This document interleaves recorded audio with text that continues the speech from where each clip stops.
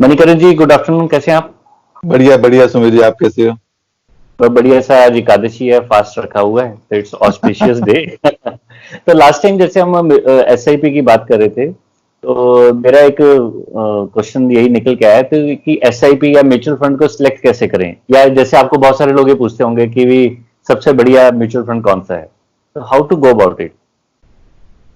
Well, इसका again किसी भी चीजों का ना सिंपल आंसर नहीं होता। हम हर चीज को एक बहुत ही clear cut single word answer ढूंढना चाहते हैं, बट वो कभी मिलता नहीं है। तो जैसे एसआईपी अपने आप में एक इन्वेस्टमेंट नहीं है, उस तरह से म्यूचुअल फंड भी एक वे है एक स्पेसिफिक एसेट क्लास में इन्वेस्ट करने का। हमने जो बात की थी कि चार तरह के एसेट क्लासेस होते हैं: इक्विटी, डेट, गोल्ड और real estate. Equity means investment in share market, investment in businesses, to be very specific, क्योंकि बिजनेस में अप एंड डाउन चलते हैं। तो जब आप इक्विटी में इन्वेस्टमेंट करते हैं तो आप उस बिजनेस का कुछ पोर्शन खरीदते हैं, तो अब उसका लॉस भी आपका, प्रॉफिट भी आपका। स्टॉक मार्केट में ट्रेड हो रहा है तो उसकी वैल्यूएशन भी आपकी। डेट इज हिंदी में बोलेंगे उधार। तो आप किसी भी चीज को उधार देते हैं, लेते हैं, तो उसमें से पक्का ब्याज मिलता है, फिक्स इंटरेस्ट मिलता है। तो वो एक फिक्स्ड इंटरेस्ट ऑप्शन में आ जाता है, बट इंटरेस्ट रेट मूवमेंट के साथ साथ इसको भी इम्पैक्ट पड़ता है। कभी इंटरेस्ट अप जाता है, कभी डाउन जाता है, तो वो सेगमेंट में इम्पैक्ट आता है। गोल्ड आप आजकल देख रहे हैं, गोल्ड कैसे भाग रहा है।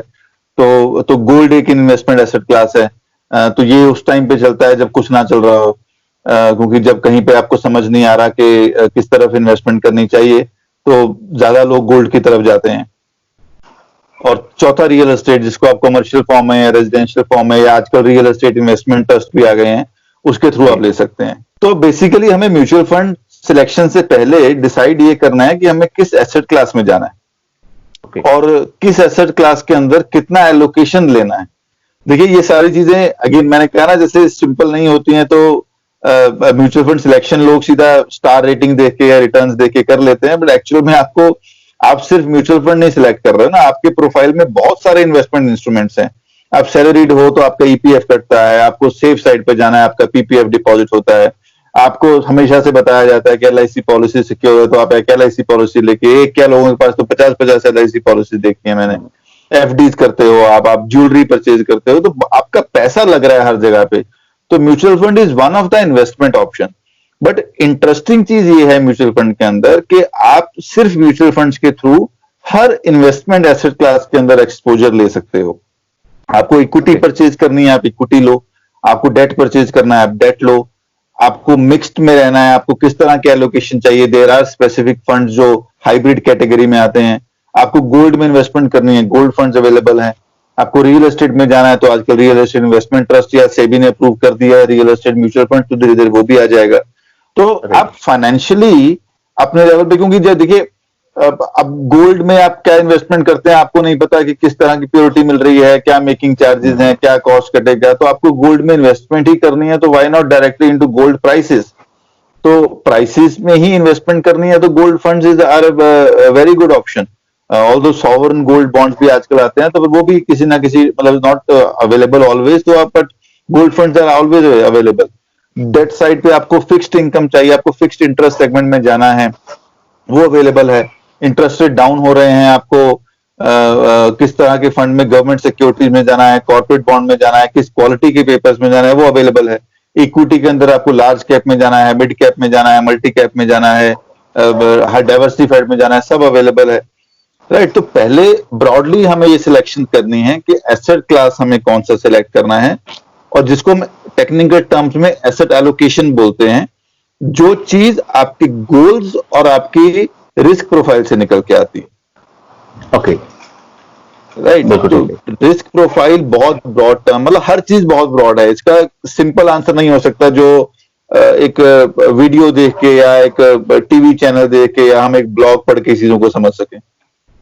नहीं, बिल्कुल ठीक है। जैसे कुछ लोग बोल देते हैं कि दूध के अंदर हल्दी डाल के ले लीजिए, एलोवेरा बहुत अच्छा है, यू नो, ये अश्वगंधा बहुत अच्छी मतलब एक बूटी है।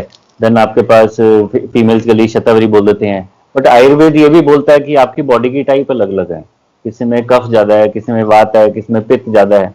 तो वो जो हल्दी का दूध ले रहा है वो किसी की बॉडी में ऑलरेडी जो खुश्की है उसको ऑलरेडी खुश कर देगा, तो उसके लिए तो वो नेगेटिव हो गया।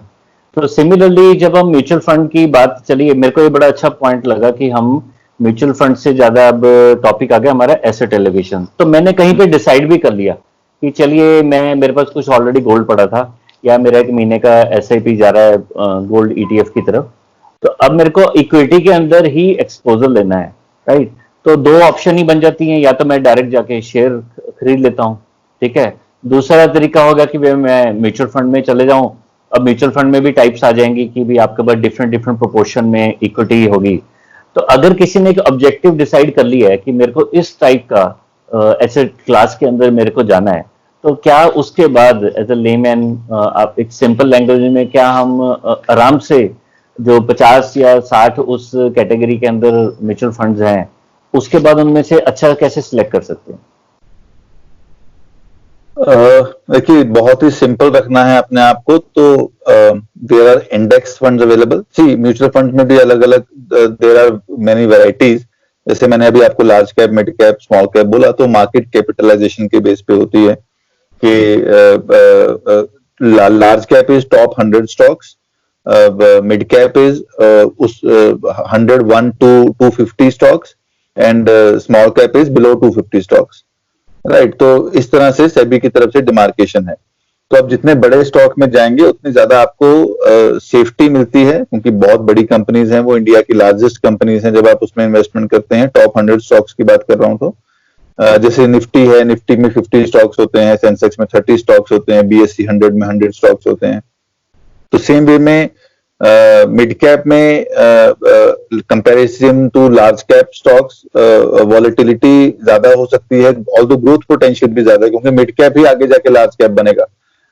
तो उसमें ग्रोथ पोटेंशियल ज्यादा है, बट सेफ्टी के मामले में वो लार्ज कैप से कम सेफ कंज्यूमर होंगे, वो नीचे भी जा सकता है। सेम वे में स्मॉल कैप का ग्रोथ पोटेंशियल और ज्यादा है, क्योंकि वो मिड कैप भी बनेगा और वो लार्ज कैप भी बनेगा, बट वो नीचे के नजदीक है, तो उसमें उसमें फॉल के अलग तरह के रिस्क हैं। तो जब आपको सेफ्टी प्रेफर्ड है आपकी इक्विटी के अंदर, और तो इक्विटी को कभी सेफ एसेट क्लास नहीं बोला गया, बट स्टिल इक्विटी के अंदर भी आपको अगर इन कंपैरिजन सेफ्टी चाहिए कि मैं बड़े स्टॉक्स में रहूं, मुझे नीचे डाउनफॉल का कम रिस्क हो, तो आप लार्ज कैप में बैठे रह सकते हो, टॉप के 100 स्टॉक्स के अंदर। उसमें भी कुछ एक्टिव फंड्स होते हैं, कुछ पैसिव फंड्स होते हैं। पैसिव होता है कि आपके इंडेक्स को बिल्कुल रेप्लिकेट करना, कि मैंने सेंसेक्स फंड ले लिया, मैंने निफ्टी फंड ले लिया, वो एज इट इज कॉम्पोजिशन में आपको एक फंड मिल जाता है, जिसमें फंड मैनेजर का रोल नहीं रहता। तो वो सिर्फ उसका काम है फंड मैनेजमेंट का, कि इंडेक्स के बराबर की रिटर्न निकालना, जिसकी कॉस्ट भी कम होती है, और आपको शांति से बैठ के आप सोच सकते हो कि ओके, मुझे कुछ नहीं सोचना, मुझे कुछ सिलेक्शन नहीं करनी, तो मैं इंडेक्स में बैठ गया, मुझे इंडेक्स की रिटर्न आएगी। तो सेंसेक्स 30 मिल जाएगा, निफ्टी 50 मिल जाएगा, बीएससी 100 के 100 मिल जाएंगे, वो अवेलेबल है मार्केट में। पर दूसरा होता है एक्टिव चॉइस, जहां पे आप बिलीव करते हैं कि फंड मैनेजर जो है वो स्पेसिफिक कंपनी का, वो शायद आपको उन 100 स्टॉक्स में से कुछ स्पेसिफिक स्टॉक्स निकाल के दे, जो जिनमें ग्रोथ पोटेंशियल ज्यादा हो, जो आपको निफ्टी से या सेंसेक्स से या बीएससी 100 से एक्स्ट्रा रिटर्न जनरेट करके दें, राइट। सो वैसी एक्सपेक्टेशन है तो हमें फिर एक्टिव फंड्स की तरफ जाना चाहिए। यही एक्टिव और पैसिव हमें मिड कैप में भी मिलेंगे, एक्टिव और पैसिव स्मॉल कैप में भी मिलेंगे, बट आपको सेफ्टी प्रेफर्ड है तो आप उस तरह से जाइए। प्लस अभी सेबी ने 2017 में एक क्लियर फंड्स की कैटेगरी अनाउंस की थी कि ये डिफरेंट टाइप्स ऑफ फंड्स हैं, जिसको आप अलग सेम कॉम्पोजिशन में रखना पड़ेगा, so that these can be compared between different companies.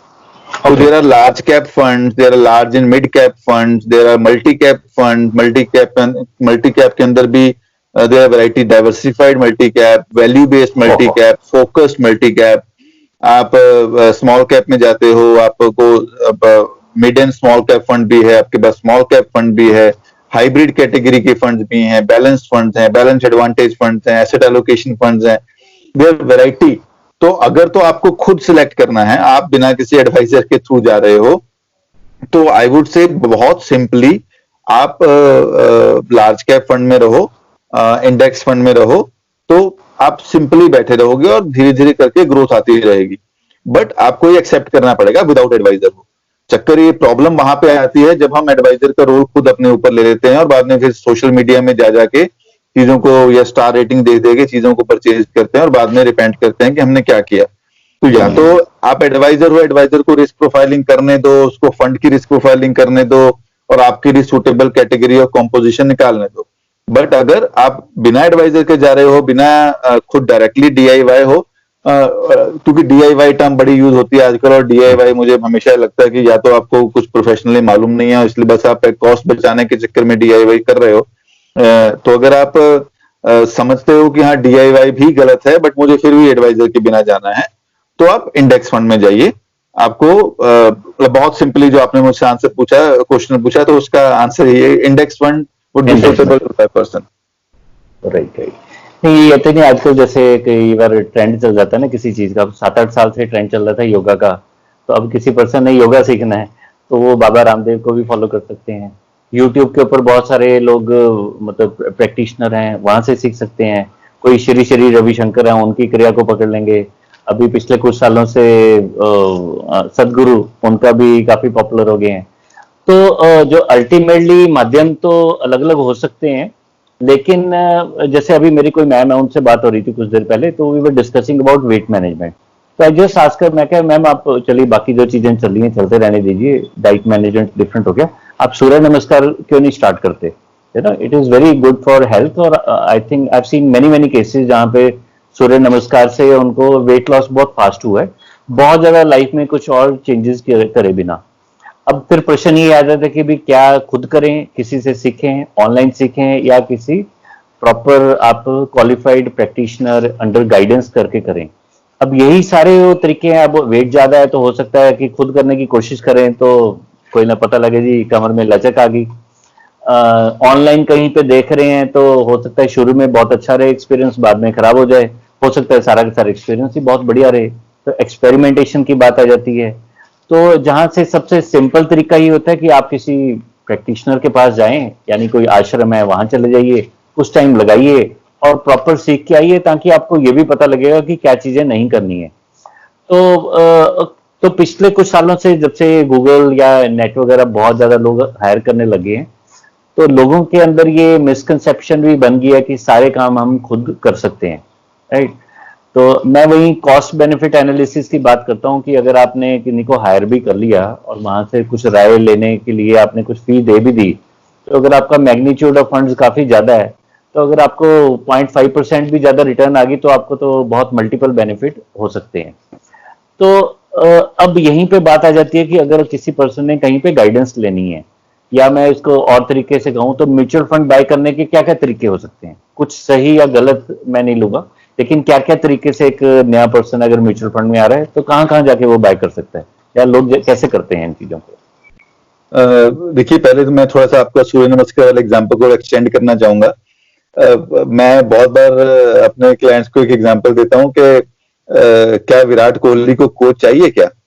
वो अच्छा प्लेयर है, उसको कोच किस बात का चाहिए? रवि शास्त्री का रोल क्या है अल्टीमेटली इस इंडियन क्रिकेट टीम के अंदर? अगर बहुत बढ़िया क्रिकेट टीम है तो बुमराह को बॉलिंग नहीं आती क्या?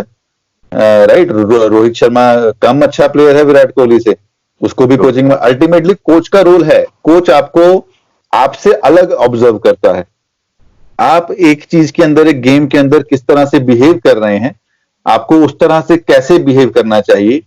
टीम प्लेइंग के अंदर आपका रोल कहां होना चाहिए, आपको अपनी एरोगेंस के ऊपर, अपने गुस्से के ऊपर कहां पे कंट्रोल रखना है, आपके कौन से शॉट्स गलत गए थे, कौन सी बॉल पे आपने कैसे रिएक्ट किया, तो एक हमेशा आउटसाइड पर्सन ही समझ सकता है, गेम खेलने वाला नहीं समझ सकता। गेम वो उस टाइम ऑल्दो गेम उसी ने खेलनी है, बट एक थर्ड पर्सन, सेकंड पर्सन उसको पूरे के पूरे प्रोसेस को एनालाइज करके आपको गाइड कर सकता है कि आप अगर ऐसे करोगे तो शायद आप अच्छा खेल सको।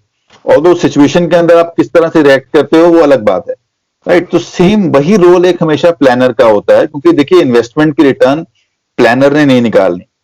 जब हम म्यूचुअल फंड्स के टॉपिक पे बात कर रहे हैं तो म्यूचुअल फंड्स की रिटर्न तो मार्केट से भी निकलनी है, फंड मैनेजमेंट के एक्सपर्टीज से भी निकलनी है, पर रिटर्न निकलेगी और आप उस रिटर्न को एंजॉय करोगे कि नहीं करोगे, which is the role of financial planner, कि वो आपको इन्वेस्टमेंट में रोक के रखेगा या वो आपको इन्वेस्टमेंट से निकाल देगा, राइट। बोथ आर एडवाइस, दोनों एडवाइस हैं, रुके रहो निकल जाओ, दोनों एडवाइस हैं। कितनी देर रुकना है, कितनी देर बाद निकलना है, दोनों एडवाइस है, राइट। तो हर चीज का अपना रोल है। No is also and advice always. I mean हमेशा यस नहीं कहते ना म्यूचुअल फंड में। कोई मुझे पूछता है कि म्यूचुअल फंड में इन्वेस्टमेंट करना है, बहुत बार मैं बोलता हूँ कि आप एफडी में खुश हो जाते हो, आपको क्यों म्यूचुअल फंड में इन्वेस्टमेंट करनी है? आपका राइट। गोल जो है वो एफडी पूरा कर रही है, तो why you want to earn more? मतलब वो अर्न मोर के चक्कर में you have to understand the risk part of everything.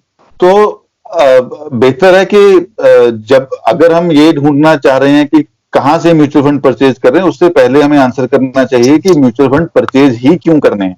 Y mutual okay. Funds when there are traditional investments available? अगर हमारा काम एफडी से चल रहा है, अगर हमारा काम पीपीएफ से चल रहा है, तो वाई म्यूचुअल फंड्स?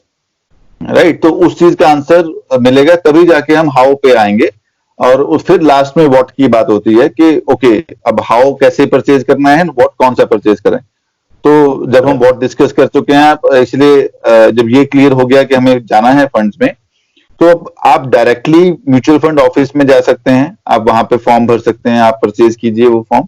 आपको केवाईसी ओके। करवानी पड़ेगी, और केवाईसी अगर आपकी हो रखी है तो वो कुछ फॉर्मेलिटीज करके आपको चेक देंगे और आप परचेज कर सकते हैं यूनिट्स म्यूचुअल फंड के।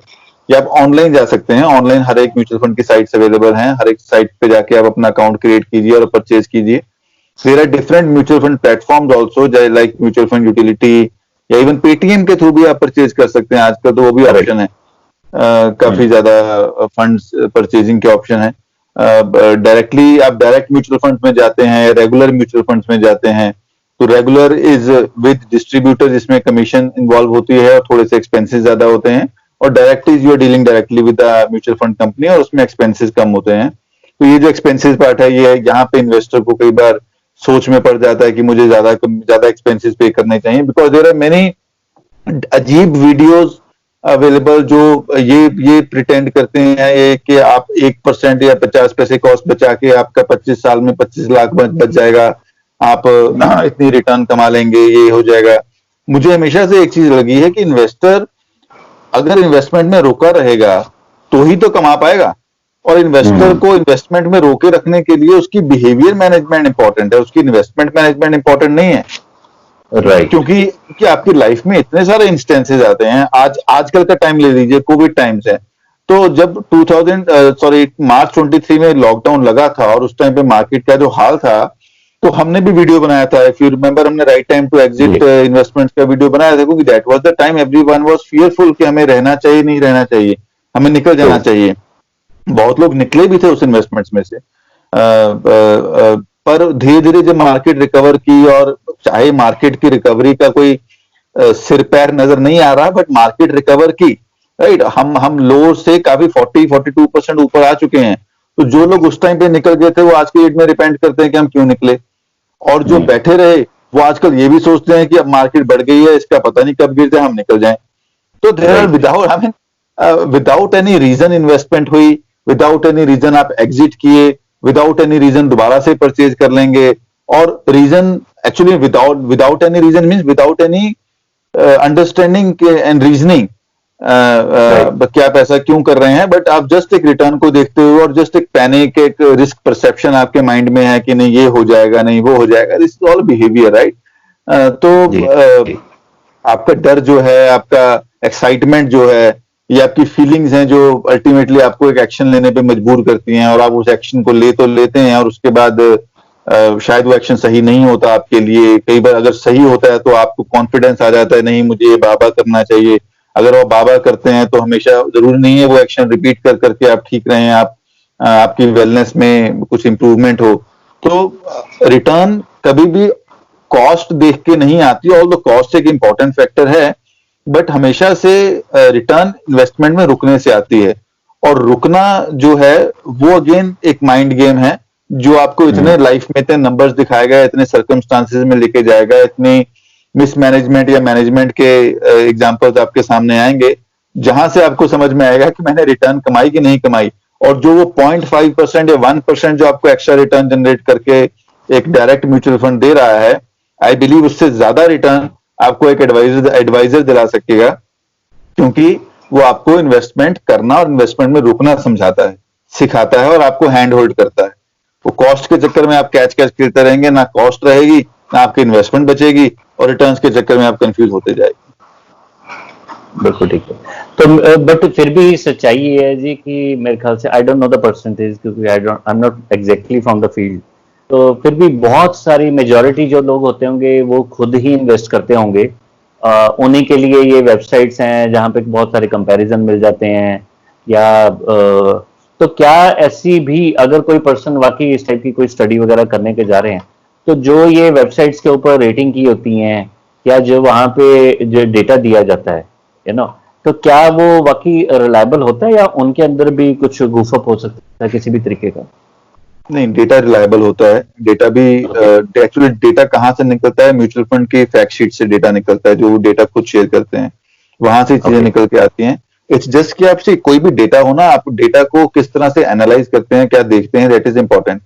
क्योंकि इजी सॉल्यूशन इसका सिंपल ये है, जो लोग ढूंढते हैं कि कितना स्टार रेटिंग है, उस स्टार रेटिंग के हाँ। हिसाब से वो इन्वेस्टमेंट कर देते हैं। बट एक्चुअल में अगर आप सच में म्यूचुअल फंड रिसर्च करने की बात कर रहे हैं, तो it's not on star rating.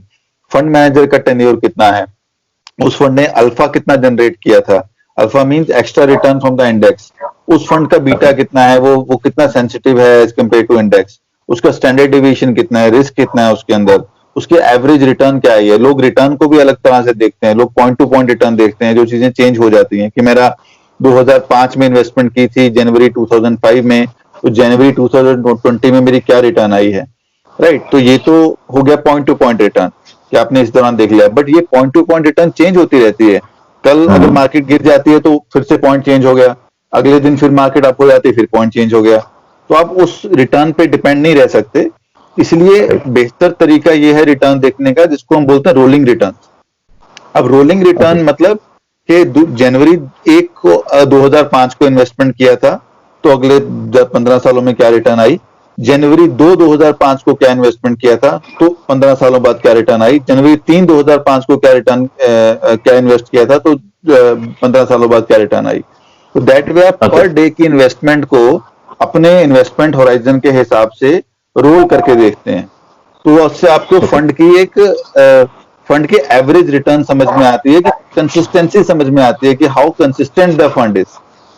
Okay. तो ये कुछ तरीके हैं जब आप फंड्स को एनालाइज करते हो स्टार रेटिंग के बेस पे। सी मुझे पर्सनली ऐसा भी लगता है, I may be wrong, star rating देनी है तो वहां पे आपको क्या बैकग्राउंड में क्या चल रहा है, यू नेवर नो। अगर दो फंड सेम परफॉर्म कर रहे हैं, एक को 2 स्टार रेटिंग है और एक को 4 स्टार रेटिंग है, जबकि हमारे अंडरस्टैंडिंग में दोनों फंड सेम है, बट जो रैंकिंग रिसर्च हाउस है उसने दोनों को अलग अलग रेटिंग दी हुई है, what is the reason behind it. तो आई मीन क्या, क्यों ऐसा किया गया, क्या कोई अंडरस्टैंडिंग है फंड हाउस के साथ सेपरेटली, तो वो भी बहुत चीजें मैटर कर जाती हैं। और जरूरी नहीं है वो 4 स्टार 5 स्टार रेटिंग का फंड आपको सूट करे। जैसे हम वापस से पहले पॉइंट पे आते हैं कि आपको क्या सूट करेगा, इक्विटी में आपको क्या लेना है, तो वो एसेट एलोकेशन और रिस्क प्रोफाइलिंग बहुत इंपॉर्टेंट एस्पेक्ट है, जो कभी इन्वेस्टर समझता नहीं है। तो जब आप इन्वेस्टमेंट करने लगते हो ना, तो आपको सिर्फ रिटर्न दिखाई देती है, एटलीस्ट इन पॉजिटिव एटमॉस्फेयर। और जब आप नेगेटिव एटमॉस्फेयर में होते हो तब आपको सिर्फ रिस्क दिखाई देता है, राइट। तो ये this is a normal human mind. But risk कभी भी एक इन्वेस्टमेंट में से कम नहीं होता, जैसा मर्जी इन्वायरमेंट चल रहा हो। बट ये है कि रिस्क आपकी आंखों से दूर हो जाता है, आपके बिहेवियर से, आपके माइंड से दूर हो जाता है, बिकॉज वो उस टाइम इंपॉर्टेंट नहीं रहता, इंपॉर्टेंट दिमाग में रिटर्न चली हुई है। तो दैट वे रिस्क और रिटर्न का बैलेंस बहुत जरूरी है, which is called risk profiling, कि आप अल्टीमेटली सेंसिटिव कितने हो एक मार्केट वॉलिटिलिटी को लेके, आप डिफरेंट सिनेरियो में किस तरह से रिएक्ट करोगे, राइट। तो वो सारी चीजें समझते हुए ही एक फंड की सिलेक्शन होनी चाहिए। और again I repeat the same thing, आपको कुछ नहीं करना, अगर इन चक्रों में नहीं पड़ना, फिर इंडेक्स फंड में बैठे रहो, मत छेड़छाड़ करो अपने फंड्स के साथ, सो दैट आपको भी क्लैरिटी हो कि आपने कॉस्ट बचाना है तो पूरी तरह बचाओ। फंड मैनेजर से भी दूर रहो और फंड एडवाइजर से भी दूर रहो। राइट। तो अगर हम ये सारे मल्टीपल फैक्टर्स को देखें तो यहाँ पर एक बहुत बड़ा फैक्टर आ जाता है, जैसे आपने कहा कि रिस्क प्रोफाइलिंग आ गई, देन एसेट एलोकेशन भी है, फिर जो कंपैरिजन आ जाता है कि अलग अलग म्यूचुअल फंड को कंपैरिजन करना है, फिर वहाँ पे जो रेटिंग एजेंसीज हैं उनका कोई भरोसा नहीं है, हो सकता है कुछ जेन्युइन हो सकता है किसी का अपना कोई वेस्टेड इंटरेस्ट हो। तो प्रैक्टिकली एक पर्सन है, उसकी लाइफ के अंदर एक जर्नी चलती है, जैसे वो थोड़ा सा पहली नौकरी लगती है, फिर धीरे धीरे थोड़े पैसे कमाने शुरू करता है, थोड़ी सेविंग होनी शुरू हो जाती है। एक टाइम आता है भगवान की दया से उसकी एक थोड़ा सा लेवल ऐसा आ जाता है कि वो कंफर्टेबल हो जाता है कि चलिए थोड़े पैसे इधर उधर पार्क भी कर दीजिए। अगर उसके 3 साल के लिए ईएलएसएस में पैसे पड़े भी हैं तो he is not very much bothered. तो ऐसे मल्टीपल फैक्टर्स हो गए। फिर एक बहुत बड़ा फैक्टर रिस्क के अंदर इकोनॉमी का, या आजकल तो बहुत हॉट टॉपिक है कि भी गवर्नमेंट कौन सी चल रही है, कितना आप अच्छे से मैनेज कर रहे हो। तो इतने सारे जो, मैं तो इसको यही कहूंगा कि एक बिल्कुल जो नॉविस है, यानी ये जो नौसखी है, एमेच्योर है, कोई भी एक फर्स्ट टाइम इन्वेस्टमेंट के लिए आ रहा है, तो वो तो मेरे ख्याल से ऑन अ लाइटर नोट 5-7 साल धक्के खा के उसके बाद ही उसके हाथ में कुछ आएगा कि नहीं अब शायद मैं सीख गया हूं। तो लेकिन उसने कहीं ना कहीं अपनी वो जो 5-7 साल है वो वेस्ट भी किए। ज्यादातर लोग ऐसे कर बैठते होंगे। बहुत लोग करते हैं ऐसे। क्या होता है ना, देखिए जब आप पैसा कमाना शुरू करते हैं तो इन्वेस्टमेंट्स आपकी प्रायोरिटी नहीं होती। आपकी प्रायोरिटी होती है कि अब मैं पैसा कमाना शुरू किया है, मेरे हाथ में फ्रीडम आई है, तो I should utilise it, I should spend it the way I wanted to. तो आप हॉलीडेज की बात करते हैं, आप लोन्स की बात करते हैं, आप चीजों को नई गाड़ी लेनी है, नया गैजेट लेना है, इन चीजों में लगे रहते हैं।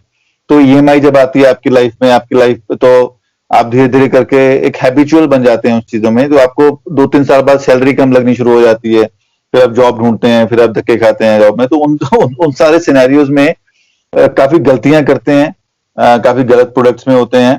और अगर तो आप इन चीजों से सीखे हैं और आप समझते हैं कि हाँ मैं कुछ गलत कर रहा हूं, मुझे सही तरफ जाना चाहिए, फिर आप ढंग से अपनी सर्च शुरू करते हैं कि हाँ मुझे क्या करना चाहिए, वेयर आई वाज रॉन्ग।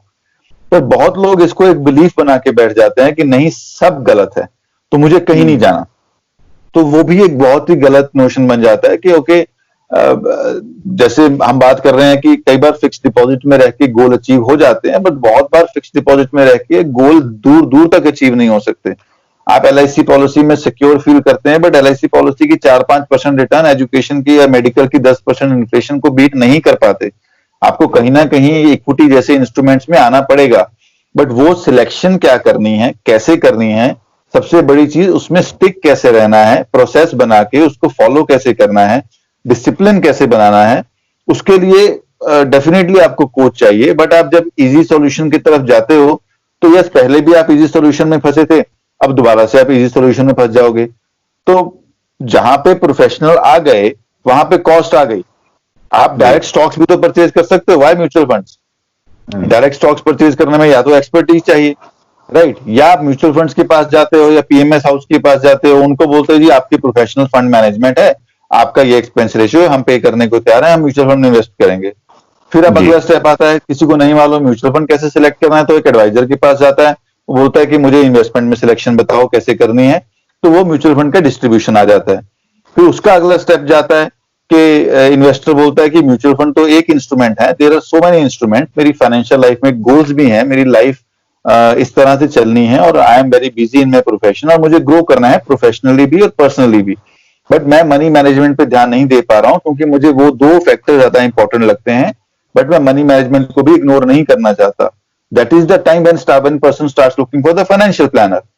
क्या आप मुझे ब्रॉडली देखिए, मेरी इन्वेस्टमेंट्स को भी देखिए, मेरे लोन्स को भी देखिए, मेरे टैक्सेस को भी देखिए, मेरे एस्टेट को भी देखिए, ओवरऑल मेरी फाइनेंशियल लाइफ संभाल लीजिए। तो पर वो जब फाइनेंशियल प्लानर ऐड होता है उसकी अपनी कॉस्ट ऐड हो जाती है। पर क्या ये हमें कॉस्ट, हमें सिर्फ ये देखना होता है कि ये इन्वेस्टर को कि जो आप कॉस्ट बढ़ाते जा रहे हो वो आपको वेलनेस की तरफ लेके जा रहा है, नहीं जा रहा। आई नॉट से कि कॉस्ट आपको रिटर्न्स दे रही है, क्योंकि रिटर्न्स हमेशा नंबर्स में देखी जाती है। One is wellness part, am I feeling confident with my money matters now?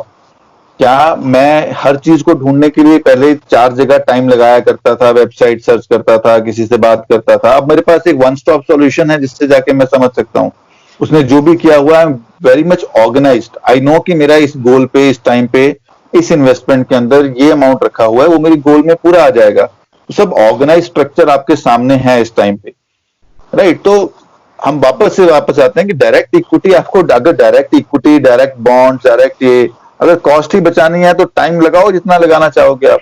तो जहां पे आपको वेलनेस की बात है और जहां पे आप ऑर्गेनाइज रहना चाहते हो, प्लस ये समझते हो कि nothing is permanent, everything is uncertain, मेरी जॉब भी अनसर्टेन है, मेरी इन्वेस्टमेंट्स भी अनसर्टेन है, तो मुझे ग्रो अगर करना है मेरी लाइफ में पर्सनली और प्रोफेशनली करना है और पैरेलली मनी मैनेजमेंट चलते रहने चाहिए, तो फिर आप इसको डेलीगेट किया जाता है फिर इस एस्पेक्ट को। बट अगर आप ऐसा नहीं है खुद नहीं कर सकते, I would not say again खुद कर सकते हैं, but you have to learn, you have to devote time to it. It's not 1 घंटे का ब्लॉग लर्निंग, 1 घंटे का न्यूज़पेपर पढ़ना या 20 मिनट या एक पूरा दिन लगा के किसी सोशल मीडिया पे चैटिंग करके कुछ समझना। It's not easy.